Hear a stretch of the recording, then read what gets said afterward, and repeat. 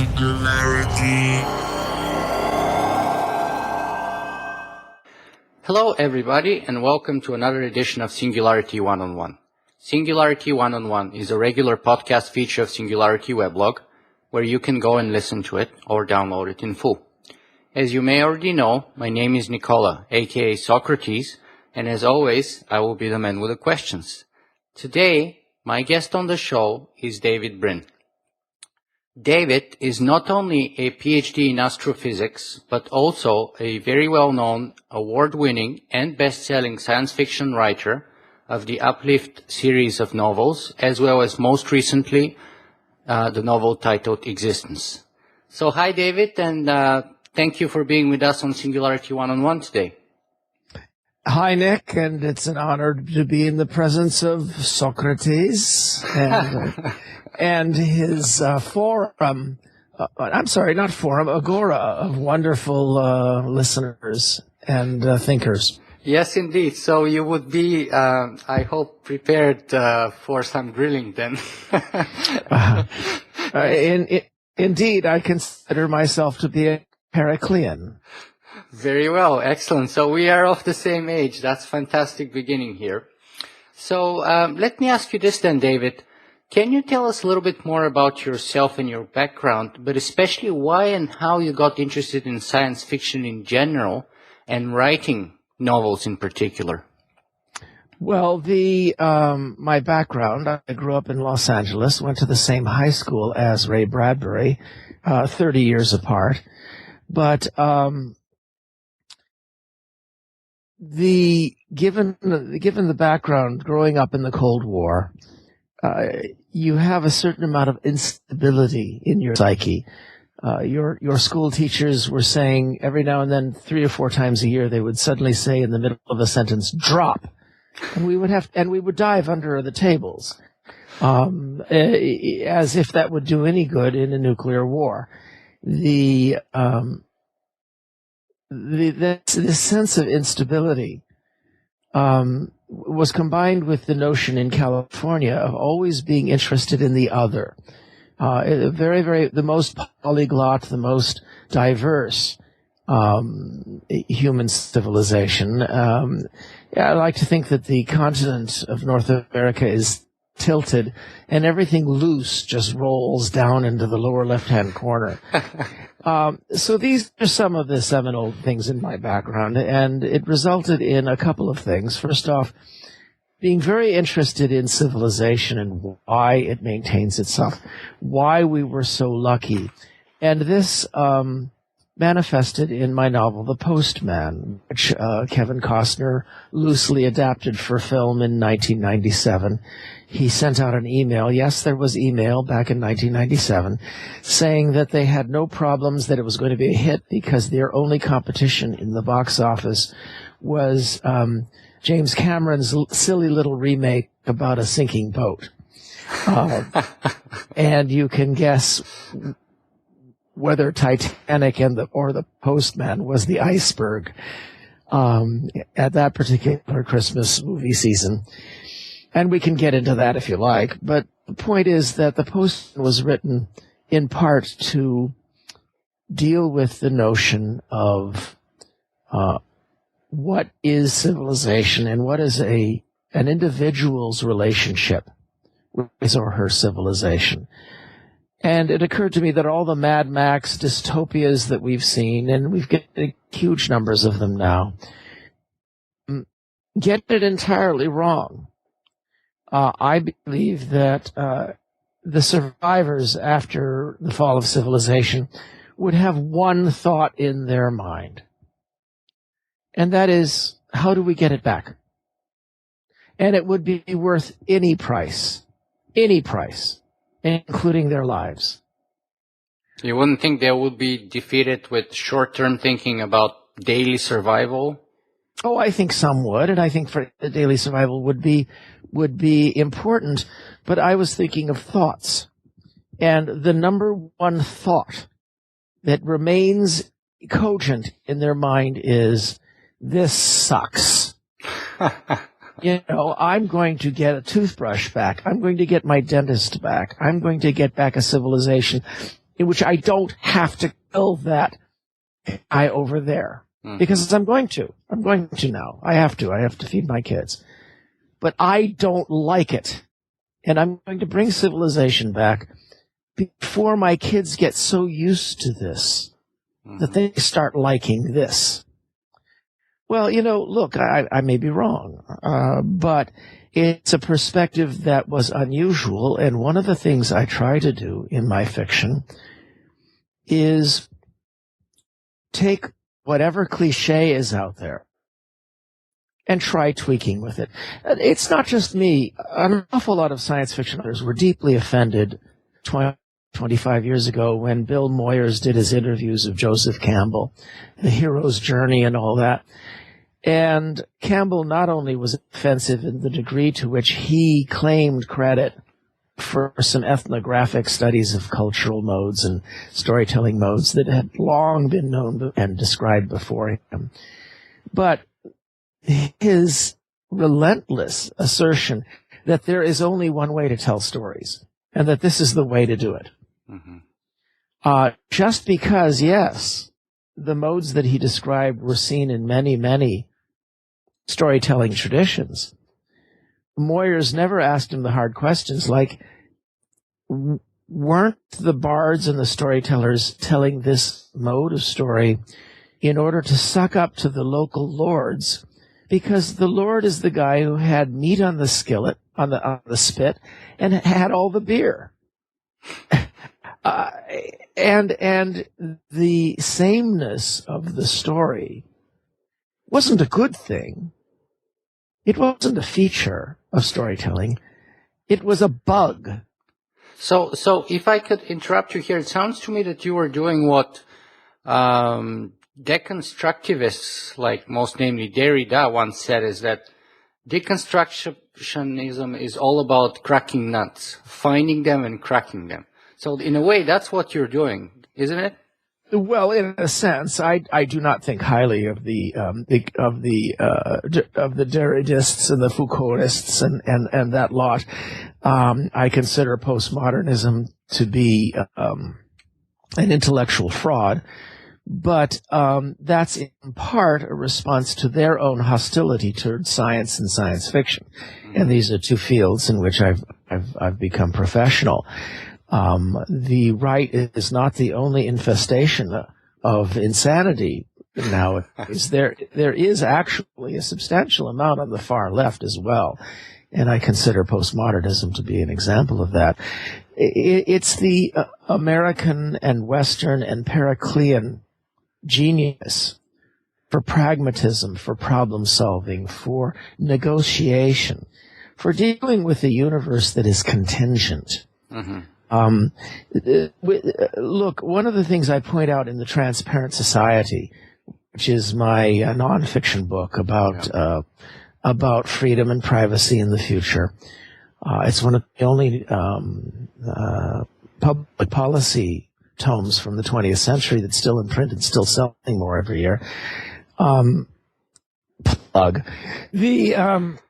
One of the main points that I make is that the great ages throughout history in these pyramidal social structures that dominated almost every human culture. And the top of the pyramid was occupied by lords and kings and feudal guys who pick up metal implements and take everybody else's women and wheat.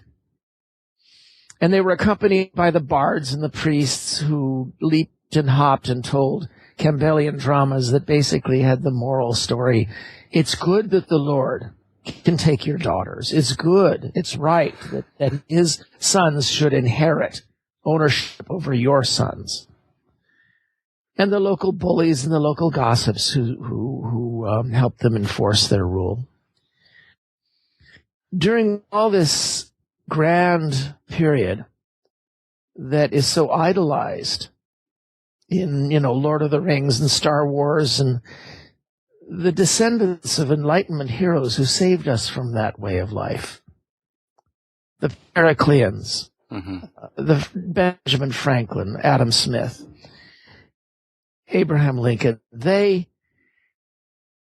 they saved us from that way of life, and yet the heirs of that great revolution run flocking off to tales of wizards and kings and secretive mages who have a glass device that lets them see things far away and figure and learn knowledge about events happening far and away. And they go, ooh, wow, isn't that marvelous Palantir? Let me see how we can fit science fiction more explicitly here, specifically in that context, and ask you, because about of that age is when, according to many, is the official beginning of science fiction, most notably with Mary Shelley's Frankenstein, which is, clearly a sort of a pessimistic dystopian view of our future. Do you think that, as Robert J. Sawyer often says, that science fiction has been sort of negatively predisposed from the outset for most of the last 200 years, ever since Frankenstein? And do you think that science fiction writers have a responsibility of changing that in a way, of providing an alternative?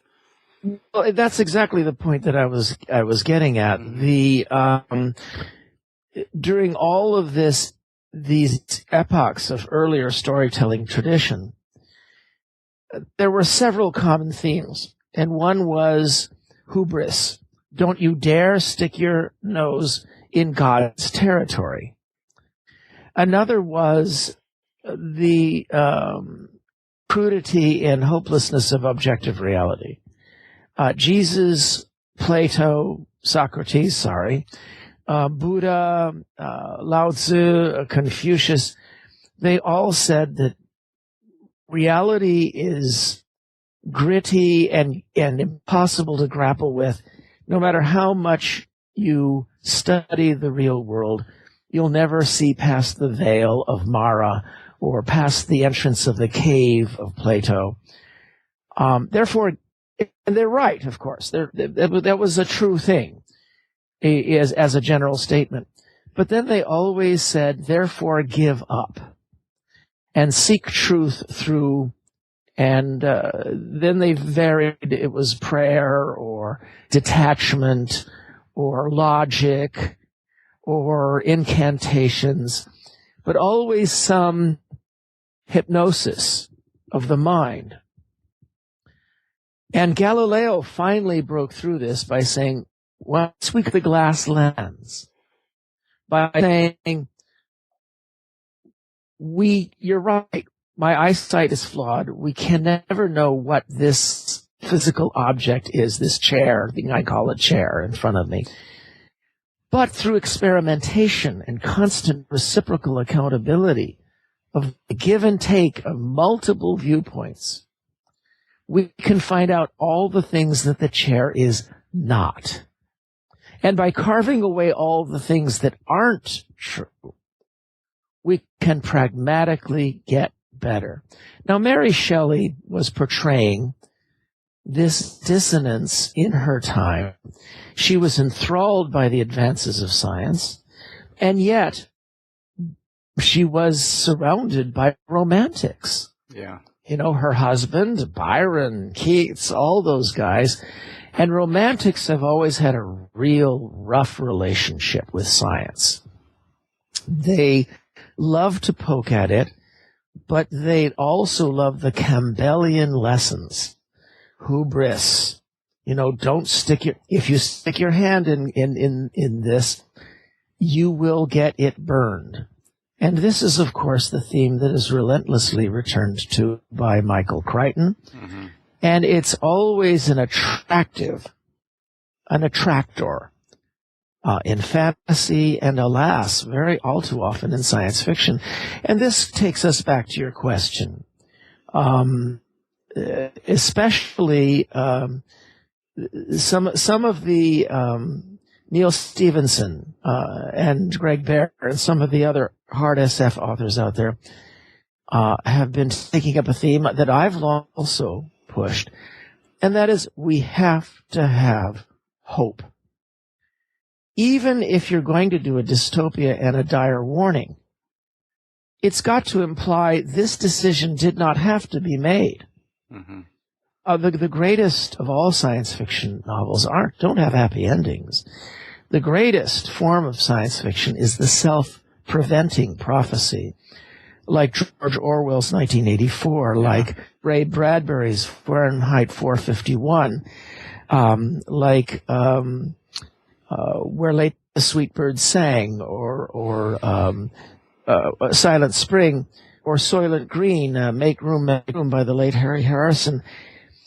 These so influenced the readers and the watchers of the movies that it girded millions to say, I'm going to prevent this from happening. I'm going to devote part of my life to ensuring that this doesn't happen.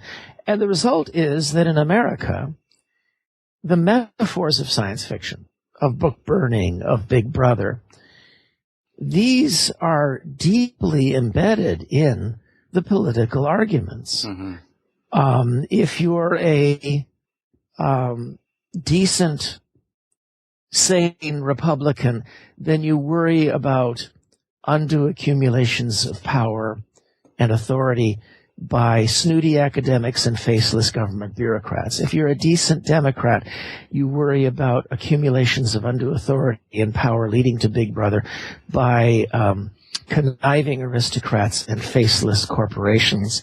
If you put it that way, the proper answer is duh. In abstract, they're both right. Big Brother could come from any direction. Emotionally, this wariness is a sign of the power of science fiction when it manifests in this extreme version of the self-preventing prophecy.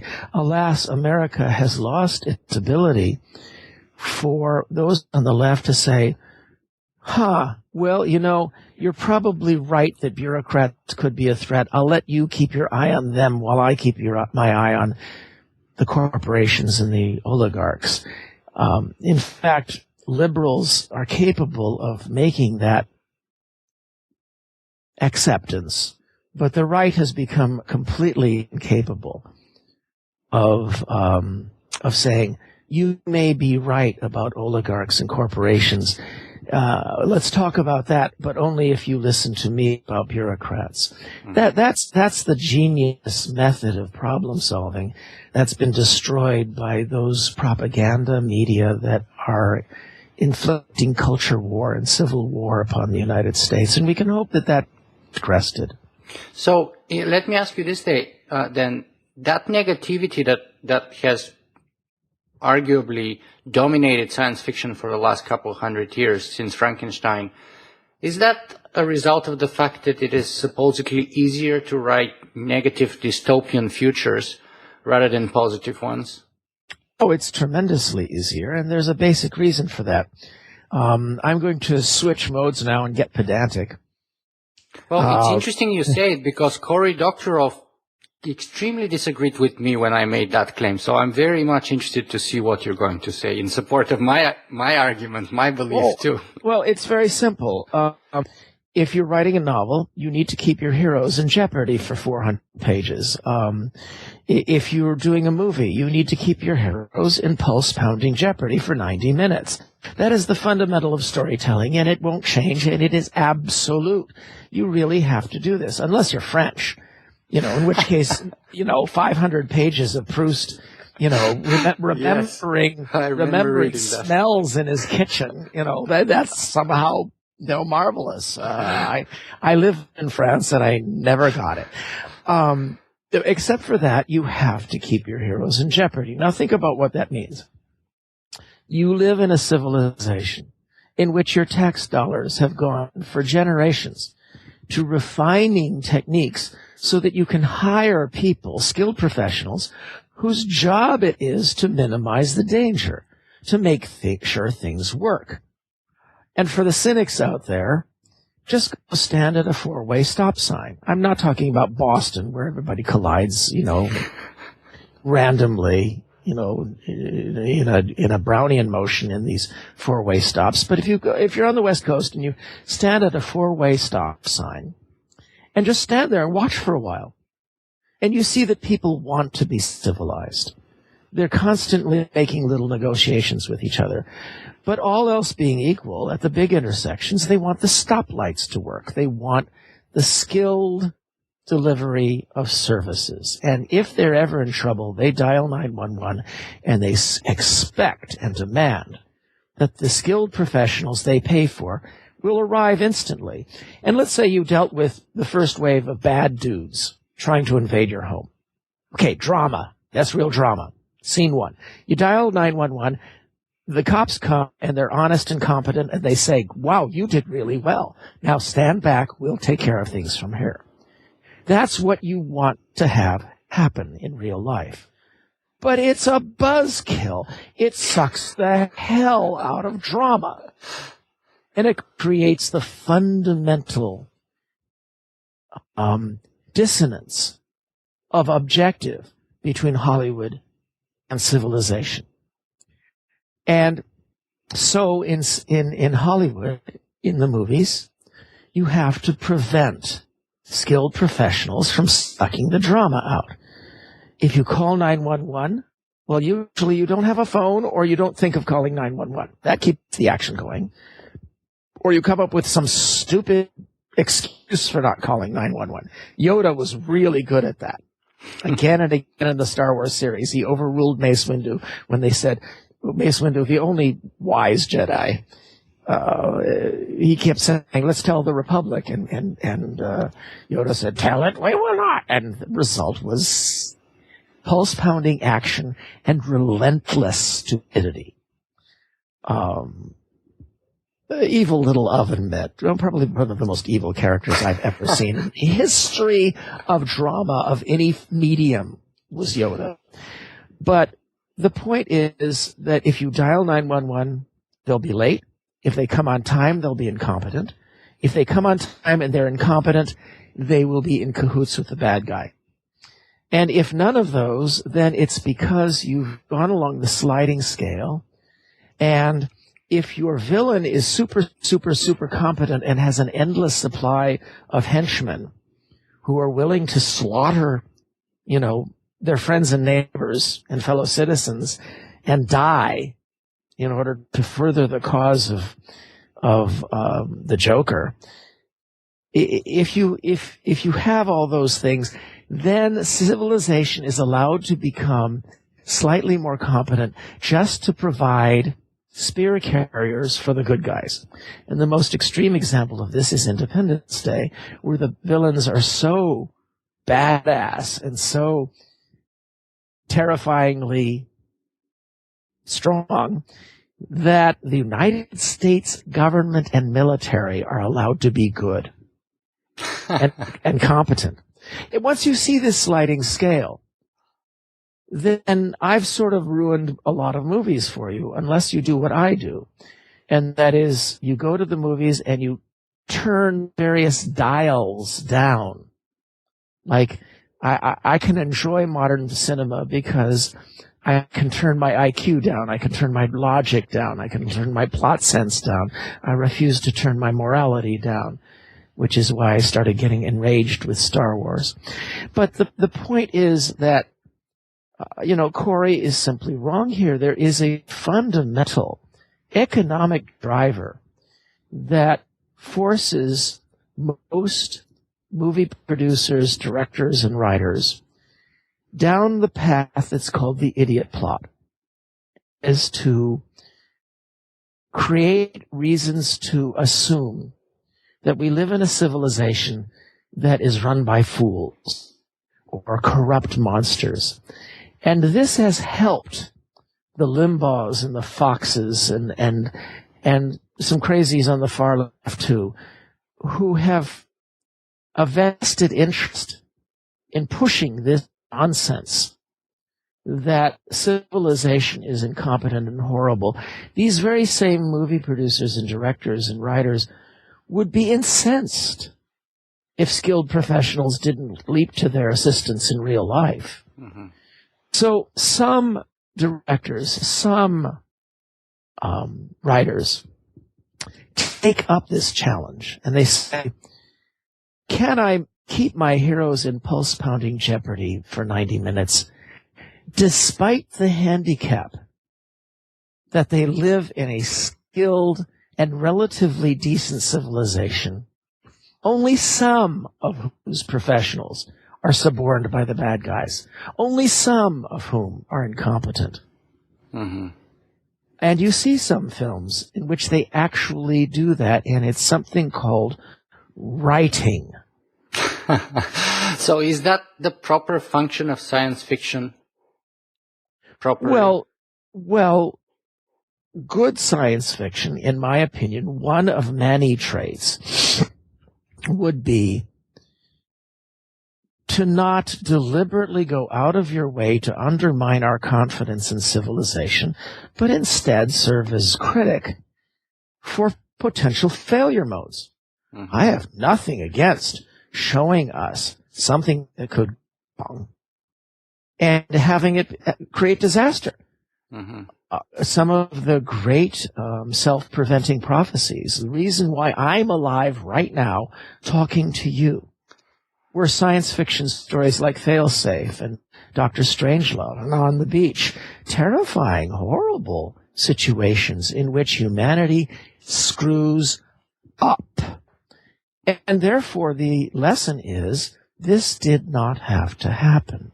Mm-hmm. I believe the fundamental premise of science fiction is a rebellious premise that violates every single tenet of Joseph Campbell, because it says children can learn from the mistakes of their parents, not that they will.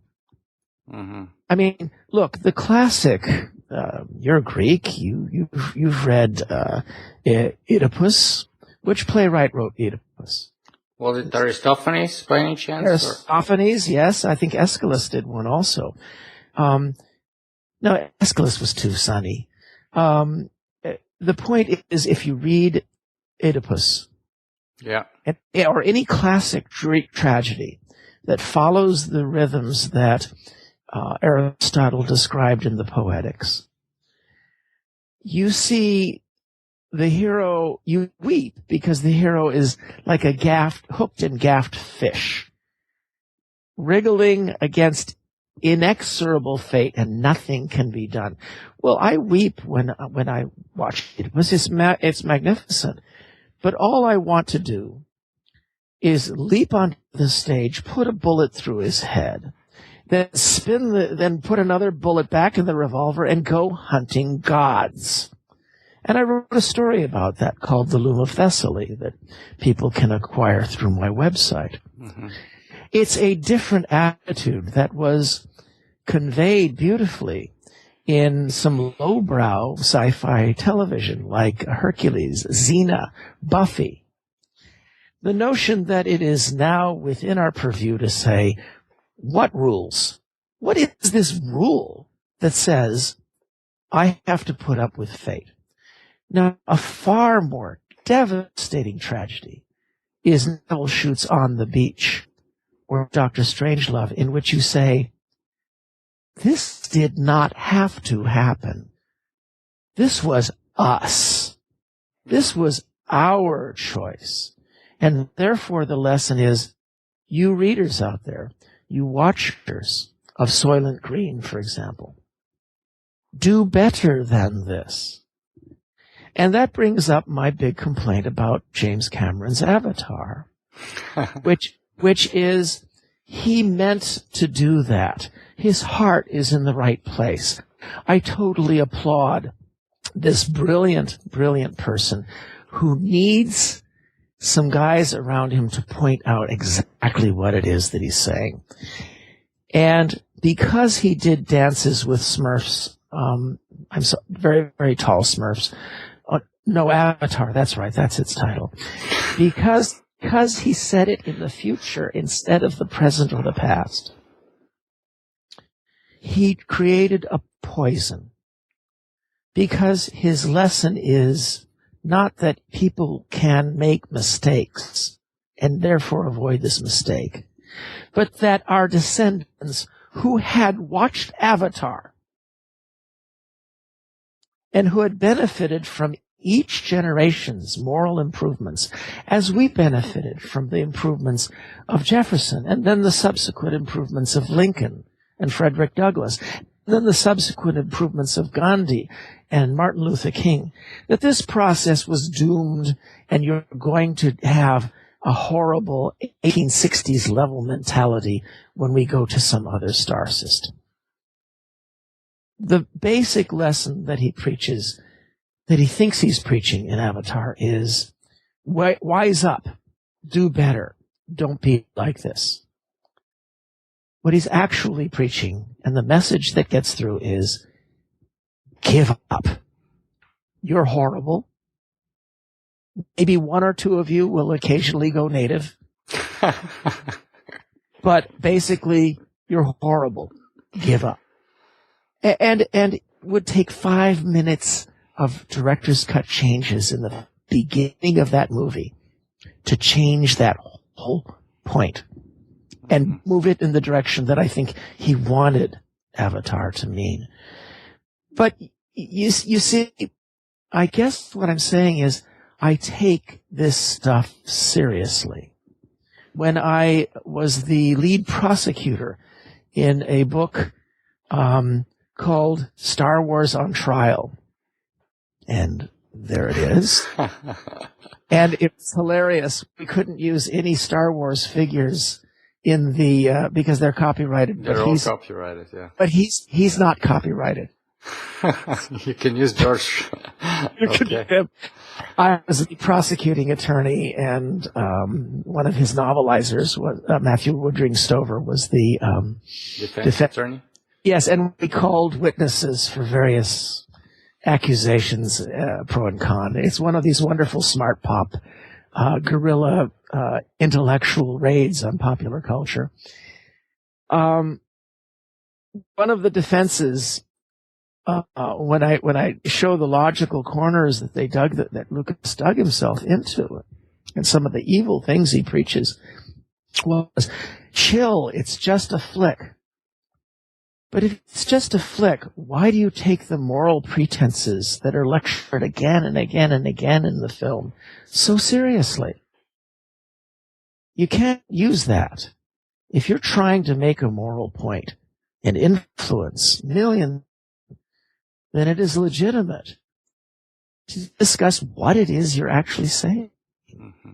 Let me grab that point right here and see if we can use it and move forward in a way, because our time is advancing and I still want to put about 15 to 20 minutes talking both about your book Existence and the technological singularity. But I also want to take that theme of morality and ethics, which is very dear to me, and see how we can weave it into our conversation by perhaps asking you, do you feel that ethics in general is kind of forgotten nowadays, that people have rarely look through those ancient principles, which in my view are more or less eternal or constant? The main issues and the main questions are more or less the same, and just the context changes, it seems to me, at least up to now. And do you think that there's any benefit to our future if we bring forth more ethics in our political and daily, even human discourse? And maybe science fiction too. Well, I disagree with a great deal of what you just said. Excellent. Look, I'm on the Institute for Ethics and Emerging Technologies. I'm at the Center for Ethics here in San Diego. I'm involved in the creation of the new Arthur C. Clarke Center for Human Imagination at UCSD, and I hope people will check in and Google it in about 6 months, because it's going to be a wonderful thing dedicated in honor of Arthur Clarke, who took ethics very seriously. And I deeply disagree with what you said on several levels. First off, I believe that there is a thing called human progress. I believe that we try hard to create situations in which our children are better than us, and my children are better than me, as I believe I am morally superior to the greatest generation of World War II who took for granted horrible assumptions of racism while thinking of themselves as very ethical people. I do not believe in so-called eternal human verities. This has been a cudgel used against science fiction in the literature departments by crypto-Marxist, smarmy, stupid lit profs for 100 years, disparaging science fiction. I believe that there are some things that are common themes as we move forward, but our children are supposed to be better than us. And they're supposed to be the people who will be able to make Star Trek. They'll look at our musings about things like the non-interference directive in Star Trek. And they'll say, wow, that was a step forward from the science fiction of a previous generation that was, rapaciously colonize everything. But we now know better than the non-interference directive because we're more subtle, we're more complicated. We know more about the universe and its and our children will know more than that. Therefore, we're not going to lock it in stone. Look, the only civilization that took this approach, instead of priests raging ex cathedra assumptions about constancy and ruling, any diversion of thought to be punishable by burning at the stake, like they did to Giordano Bruno. One of my past lives, and that hurt. Ha ha. This was invented to a large extent whole cloth in your homeland. I recommend that anybody out there should pick up Thucydides and read the greatest gift that Thucydides gave us, which was his interpolated but nevertheless honest conveyance of Pericles' funeral oration, which in the Peloponnesian War. Yes, which basically is like it's like you're listening to Ben Franklin, like it's Abraham Lincoln before his time, before this experiment could have been done right. I mean, once he was gone, the irony being, the only way the Athenian democracy was able to maintain itself was when it has strong personality to stay calm down. And when he was gone, they didn't calm down. But we're trying it again. Just as we're rebuilding the Tower of Babel. Again. Because we have all these wonderful tools that make the scattering of languages insignificant. It's no barrier. Mm-hmm. And if you read the story of the Tower of Babel, you realize God was not angry. I mean, this is a guy who drowned the planet and sent fire down on cities. If he was angry, he would have sent down fire. Instead, he says something very interesting. He says, look at them. They are capable of anything. If this continues, nothing will be beyond them. And then he says calmly, let's stir them up. Let's confuse them. Let's scatter them. Let's make them work hard. Let's make them go through an apprenticeship. Let's make them suffer and deal with diversity because they all have one language now. But we're coming back together again after all that suffering. Mm-hmm. And we're rebuilding the tower to the sky. And the tower might be the singularity. And this takes us back to your basic concept, and that is that this may be the old dream. This may be foreordained. We may be picking up our tools. Einstein said that the most puzzling thing to him, the most amazing thing to him, was that it appeared that the laws of nature were so decipherable. He said it was as if the door into God's creation workshop was left unlocked, open a crack with the lights on. And the experiments bubbling on the bench for us to get burned. but to learn from. Think about this. If you were a creator, which kind of prayer would you enjoy the most?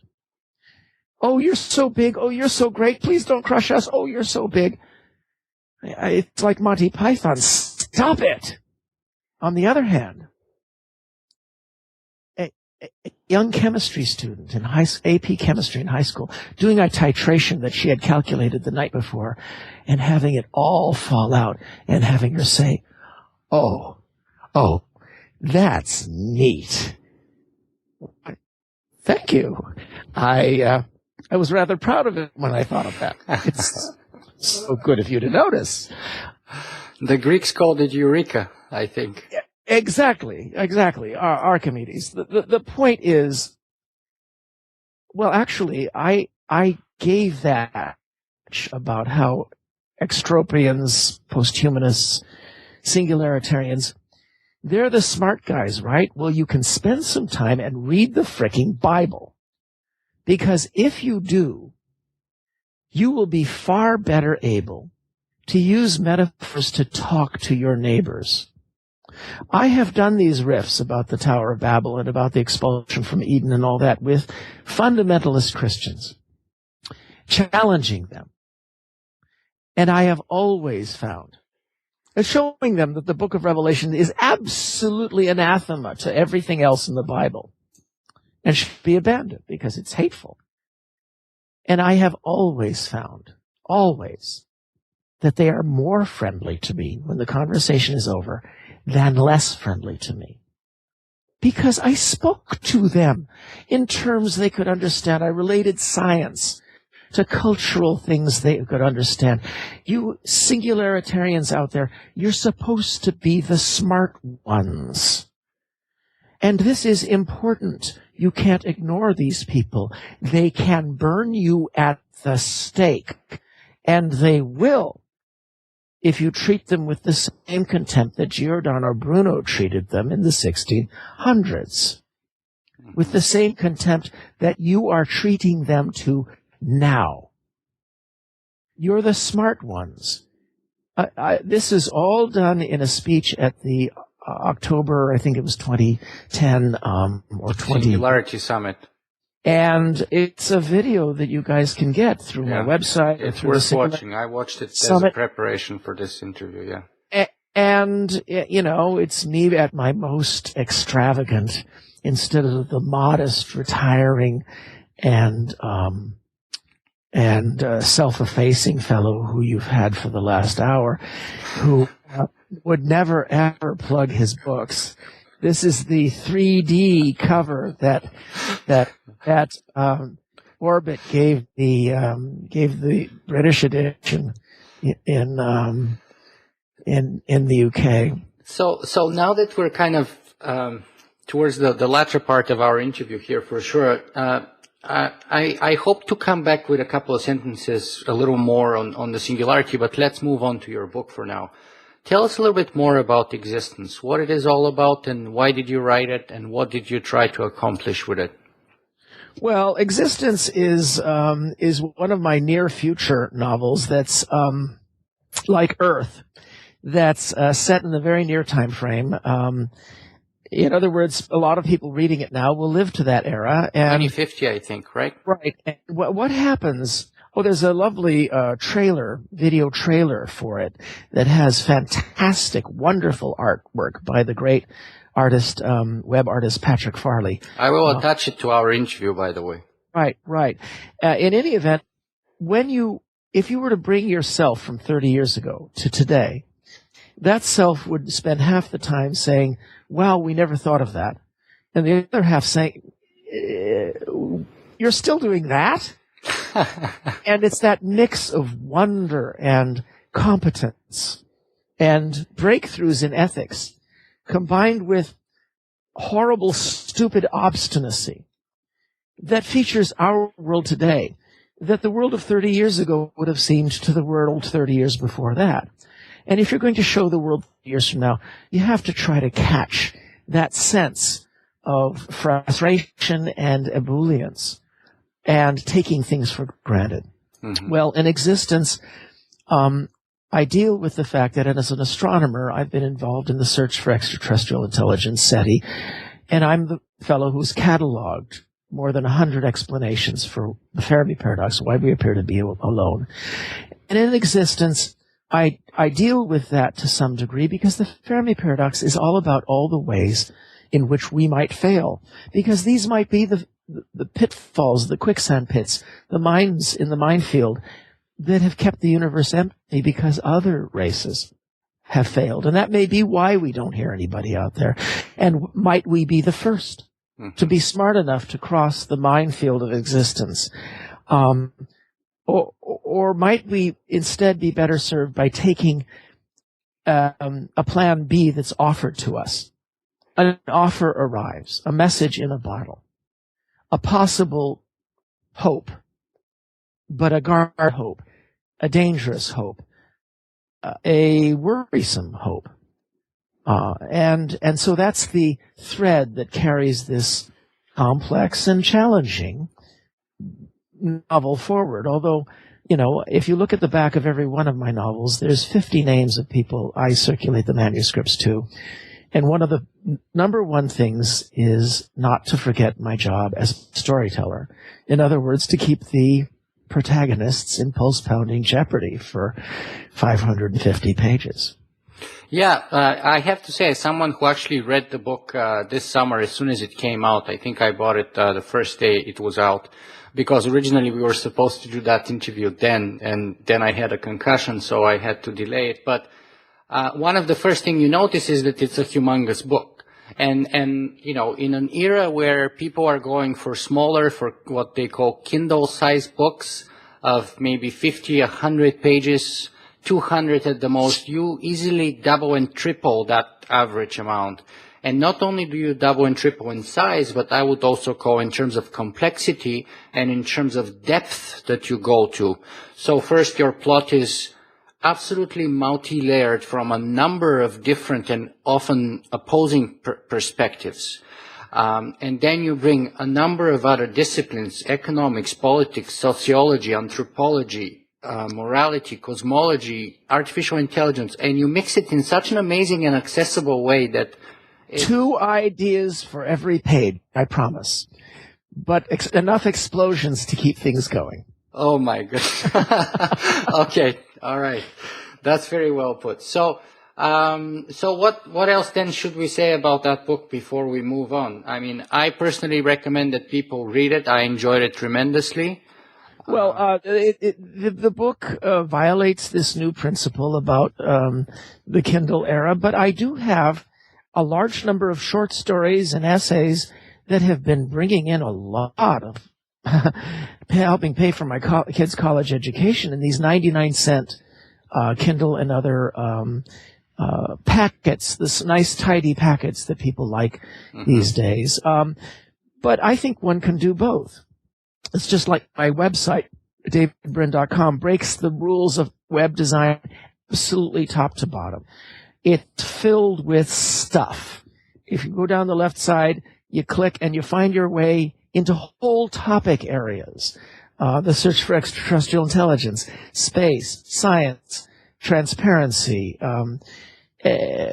What can I say? I had very bad dentistry when I was a kid, and I pick up radio signals from every possible direction. And the only way I can get rid of them is by taking this stuff and getting it out through my fingers. And fortunately, this civilization is willing to pay me to do it. That's a very fortunate position that you're in.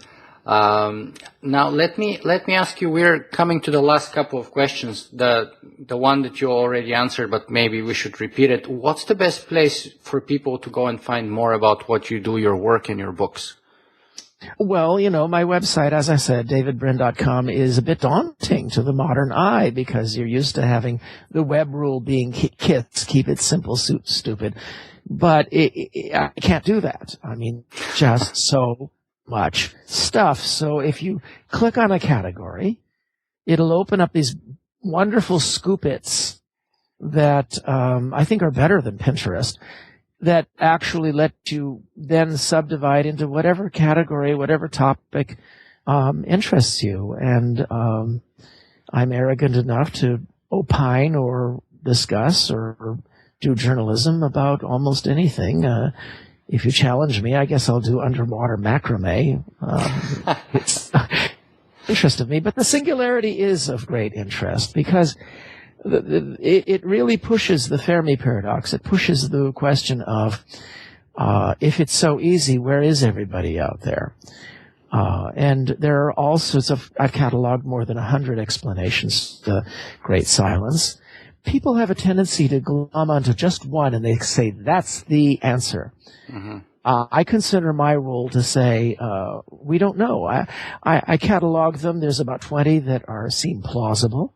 There's another 20 that seem plausible if they work together with some others. Mm-hmm.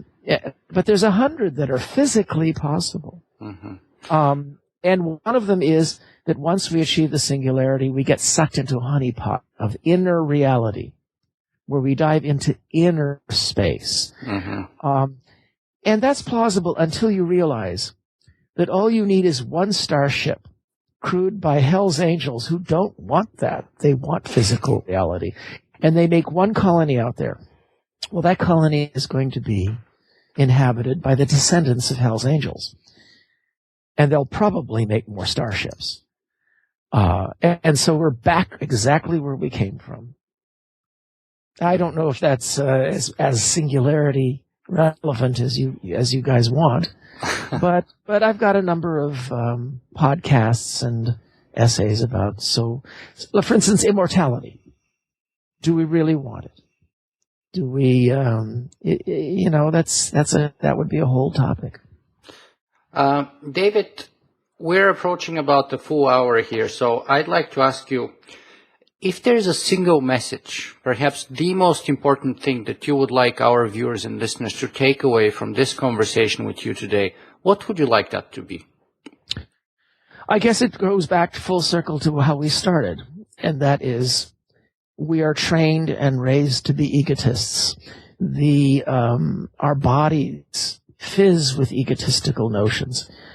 This is going to surprise you because I'm sure I give the impression from this conversation that I am probably the most egotistical person that they have ever witnessed.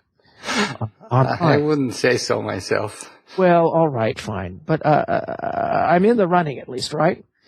The point is that there comes a point where you have to realize that in the grand scope of things across 13.7 billion years, across 6,000 years of human civilization, across a 250-year enlightenment that finally freed us from the horrors of the pyramid-shaped social structure, to getting to this diamond-shaped structure in which people can argue and be jerks, if they want to, and the 1% of them that's got a good idea might distill and float out through the shit. Put against the context of all of that, do I really matter that much? Sure, I'm going to take care of my kids, absolute first and foremost. They're better than I am anyway. Their friends are better than I am. The greatest accomplishment of the baby boomers has been this new generation of much calmer, more sensible, less self-righteous, wonderful, wonderful kids. But even that, when you get right down to it, what would you die for? And that's the question that I raise in The Postman, and it depresses me that the singularitarians and transhumanists seem to frantically avoid this notion in their quest to absolutely live forever. Look, if you guys succeed and I'm helping, I'm rooting for you, okay? If I download into, I think John Smart's got it right. Forget the cryonics, that will be plasticized head that'll be on my kid's mantelpiece with a automatic, AI, quasi-AI thinks that, hey, it's getting dusty over here, nagging them to download me and those things. Look, I'm egotistical and I'm afraid of death enough that all of that's good. but I know what's important. And what's important is not me, and it's not you. It's us. And here's the irony. You plasticize your head. You cryonicize your head. You cryonicize your body.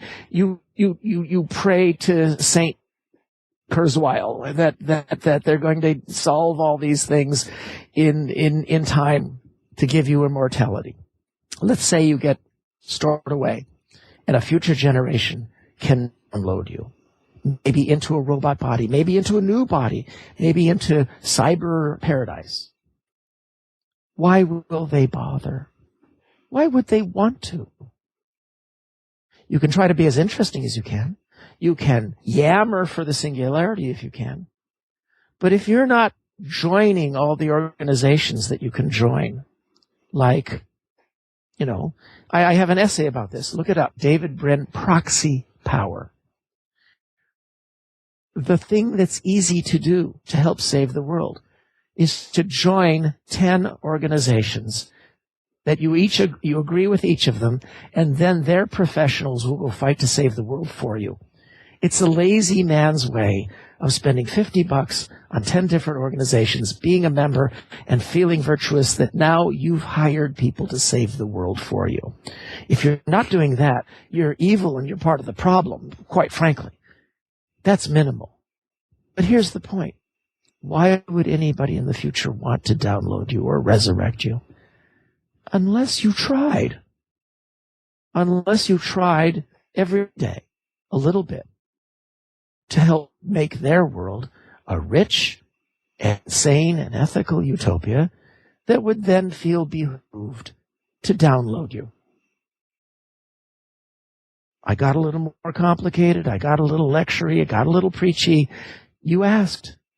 I have to say I really enjoyed it, and I think that's an excellent place to call it off and call it a day and stop and for people like me ponder about all those things that you just mentioned.